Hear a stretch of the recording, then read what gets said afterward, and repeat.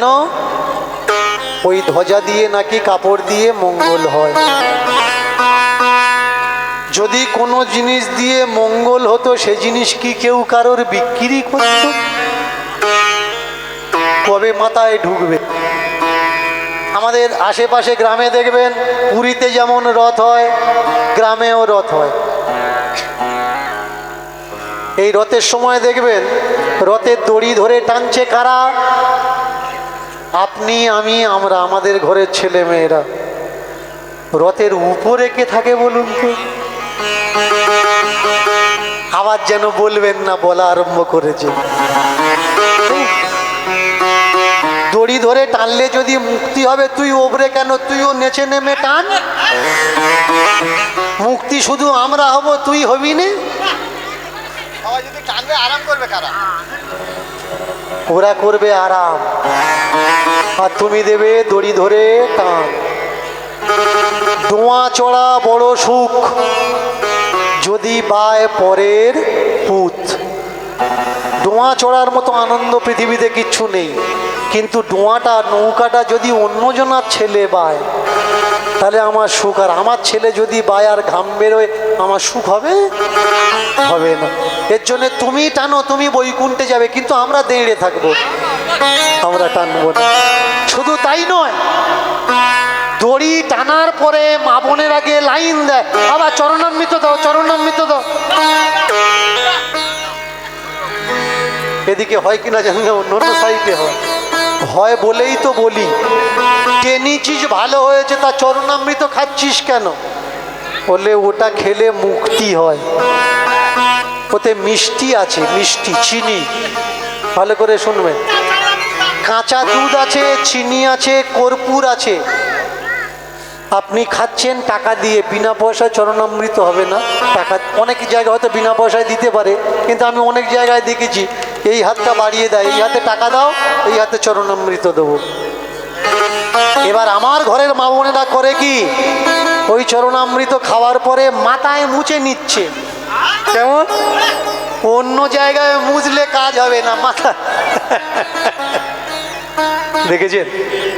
সত্যি যদি চরণামৃত খেলে কাজ হতো, রথের উপরে যে দাঁড়িয়ে আছে ও তো আগে খেত, তো দিত। কবে বুঝবি পাগলি? যেদিন বুঝবি সেদিন তোকে আর কেউ ঠকাতে পারবে না।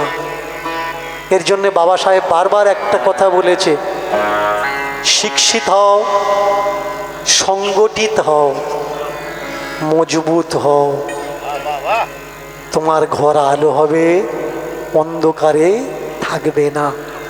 আপনাদের যাদের 60, 65, 70 বছর বয়স, একটা গল্প মাস্টারমশাইরা স্কুলে আপনাদের পড়িয়েছেন, আপনারা বুঝতে পারবেন, আমি তুলে ধরছি। 3 ভাই, বাবা টাকা দিয়েছে, কে কি করবে করে এসো। একজন খাবার কিনেছে, একজন জামা কাপড় কিনেছে, আর একজন মোমবাতি কিনেছে। বাবা সব থেকে বুদ্ধিমান কাকে বললে? যে মোমবাতি কিনেছে। খাবার, যে খাবার কিনেছে তাকে বলছে খাবার কিনেছিস কেন? বলে খাবার জন্যই তো সব। যে জামা কাপড় কিনেছে, জামা কাপড় কিনলি কেন? বলে যদি না পরতে পারি, টাকা আছে, যদি সুখ না ভোগ করলাম তাহলে টাকা থেকে লাভ কি হলো? যে মোমবাতি কিনেছে তাকে বলছে তুই খাবার কিনিসনি, জামা কাপড় কিনিসনি, মোমবাতি কেন কিনলি? বললে ঘরের ভিতরে প্রচন্ড অন্ধকার, মোমবাতিটা জ্বালিয়ে দিলে আমাদের আর কারোর অন্ধকারে থাকতে হবে না, ঘরটা আলো হয়ে উঠবে। শিক্ষিত হও, শিক্ষা আনে চেতনা আর জ্ঞান, আর চেতনা আর জ্ঞান আনে আলো, জ্ঞানের আলো। জ্ঞানের আলো তোমার ভিতরে যদি প্রকাশ পায়, তুমি আর অন্ধভক্ত হবে না। আমি বলছি না চরণামৃত খাবেন না, চরণামৃত অবশ্যই খাবেন, ভক্তি ভরে খাবেন, শ্রদ্ধা ভরে খাবেন, টাকা দেবেন, 1 চামচ আপনি খাবেন, 1 চামচ যে খাওয়াচ্ছে তাকেও দেবেন। কারণ শুধু আপনি উদ্ধার হবেন, আর ওই মানুষটা রথের উপরে দাঁড়িয়ে থাকবে কষ্ট করে। ওরও তো উদ্ধার হওয়ার দরকার। দেখবেন সকলে যদি 1 চামচ করে ওর খাওয়ায়, তার পরের বছর থেকে চরণামৃতর গামলা রথের উপরে আর আসবে না। কোনটা ঠিক আর কোনটা বেঠিক যেদিন আপনি বুঝতে পারবেন, সেদিন আপনি প্রকৃত মানুষ হবেন। আমার ভাই আমাকে বলে যে আপনি রাজনীতি নিয়ে স্টেজে দাঁড়িয়ে কোনো কথা বলবেন না, দেশের পরিস্থিতি খুব তো খারাপ, যা হচ্ছে হোক, হতে দাও, রাজনীতি নিয়ে বলো না। কিন্তু আমি বলি, কেন বলি জানেন? যদি কেউ মানুষকে না বোঝায়, না বলে, মানুষ সচেতন হবে না। আগামী দিন বড় ভয়ঙ্কর আসছে। মানুষে মানুষে লড়াই বাঁধানোর চেষ্টা চলছে। একদিকে ধর্ম, আর একদিকে রাজনীতি। একদিকে কিঞ্চিত তোমাকে দিচ্ছে আর দেশ ধূলিসাৎ হয়ে যাচ্ছে। আমাকে বলে, বাবা আপনি রাজনীতি নিয়ে বলেন, কোন দিন আপনাকে ওরা বাঁচাবে না, আপনাকে মেরে ফেলবে, রাজনীতির কথা বাদ দিয়ে আপনি পালা কীর্তন করবেন। আমি বলি, আজ মরলে মরবো, কালকের মরলেও মরবো। আমি যদি না বলি, আমার দেশের মানুষ বুঝবে না, আমার মা বোনগুলো বুঝবে না যে সত্য কোনটা আর মিথ্যে কোনটা। ভোট আসছে 2026, যাকে ভালো লাগবে, যাকে পছন্দ হবে ভোট দেবেন। কিন্তু কে কাকে ভোট দিল না, কে কাকে ভোট দিচ্ছে না, এর জন্যে যেন নিজেদের গ্রামের ভিতরে একতাকে, ভ্রাতৃত্বকে নষ্ট করবেন না। যেদিন আপনারা এক হবেন, সেদিন দেখবেন এই দেশ উন্নতি হবে আর মজবুত হবে, না হলে হবে না। বের দেওয়া আছে দড়িটা, ওদিকে জয়ধ্বনিত হচ্ছে জগন্নাথ চৌকি, সবাই দলে দলে ছুটছে রথ দেখার জন্যে। আর এ বুকে করে গোবিন্দ ধরে নিয়ে বললে, রথ আমি দেখব না, সত্যি যদি আমি তোমায় ভালোবেসে থাকি, তুমি আমাকে দেখার জন্য আমার কাছে আসবে। দেখেছেন মা, কাকে ভক্ত বলে, কাকে বলে প্রেম, কাকে বলে শুদ্ধাচার। যে ভক্তের মনে ভক্তির বিকাশ হয়নি, সে ছুটে যায় ঠাকুরের কাছে ঠাকুরকে দেখার জন্যে। আর যার মনে ভক্তির বিকাশ হয়েছে, সে ঠাকুরের কাছে ছুটে যায় না, ঠাকুরকে বলে তুমি এসে আমাকে দেখে যাবে। কারণ ভালোবাসা, ভালোবাসার আগে পৃথিবীতে আর কিছু নেই।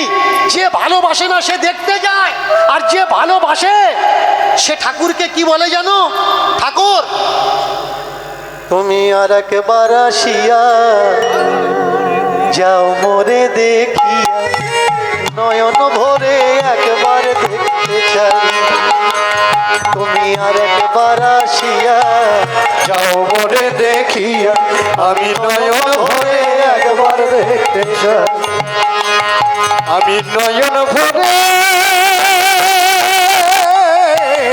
একেবারে দেখতে চাই। মনে পেলাম দারুণ ব্যথা, তোমার কাছে ভাবি নাই। আর একবার আসিয়া যাও মোরে দেখিয়া, তুমি নয়ন ভরে একবার দেখতে চাই।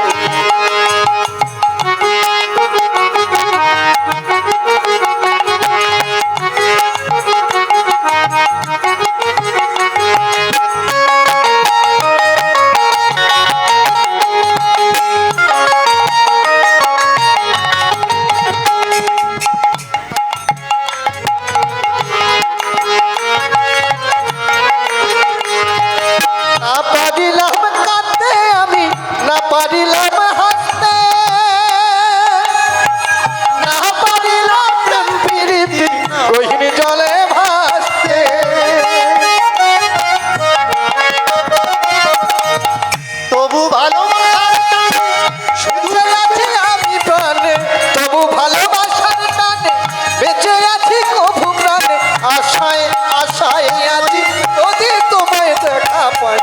আর একবার আসিয়া যাও মরে দেখিয়া তুমি আর একবার আসিয়া যাও মনে দেখিয়া আমি নয়ন ভরে একবার দেখতে চাই তুমি আর একবার আসিয়া যাও মনে দেখিয়া। তুমি আর একবার আসিয়া যাও মনে দেখিয়া যারা ঠাকুর ভালোবাসে ছোটে যায় না তারা। মায়েরা মন দিয়ে শুনবেন ছোট করে। যারা ঠাকুর ভালোবাসে ছুটে যায় না তারা, ঠাকুর তাদের হৃদয়েতে, ঠাকুর তাদের নয়ন তারা।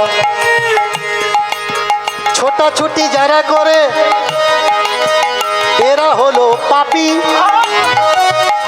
রাগ করবেন না, ভাষাটা অনেক ব্যতদায়ক ভাষা।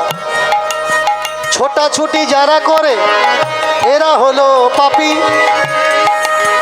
বাড়ি বসে কাঁদে যারা এরা রাখে ভালোবাসার দাবি। আমি তোমায় ভালোবাসি ছুটে যাব কেন, তুমিও যদি ভালোবাসো